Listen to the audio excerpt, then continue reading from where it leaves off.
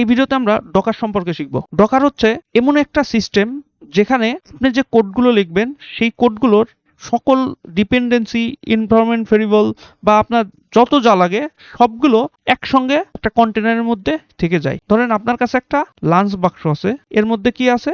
খাবার রয়েছে, এরপর কি রয়েছে? পানি রয়েছে। আপনি যখন লাঞ্চ টাইমে খেতে যাবেন, জাস্ট এই বাক্সটা নিয়ে গেলেই কিন্তু আপনি কি সঙ্গে আপনার খাবারও পেয়ে যাচ্ছেন, আবার পানিও পেয়ে যাচ্ছেন। সেক্ষেত্রে আপনার কিন্তু কোনো ঝামেলা হচ্ছে না যে পানি আলাদা করে নিয়ে আসি, খাবার আলাদা করে নিয়ে আসি। কিন্তু যদি এমন হতো যে বাক্স না নিয়ে আপনি আলাদা আলাদা করে নিয়ে যাচ্ছেন, সেক্ষেত্রে কিন্তু একটা ঝামেলা হতো। তার মানে কি, ডকারের কাজ হচ্ছে কি, বাক্সবন্দি করে দেওয়া কি আমাদের কোডগুলোকে। ওর মধ্যে কি কি থাকবে?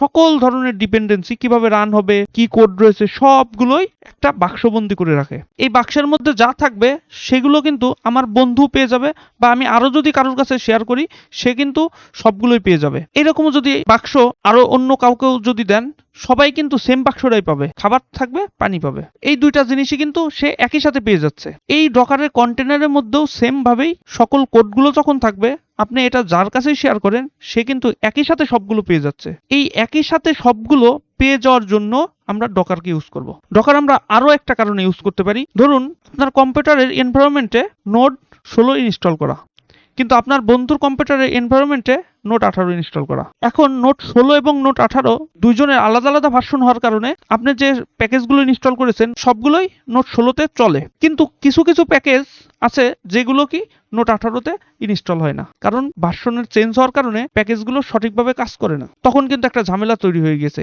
এই ঝামেলা যেন না হয় এর জন্য ডকারকে আমরা ব্যবহার করব।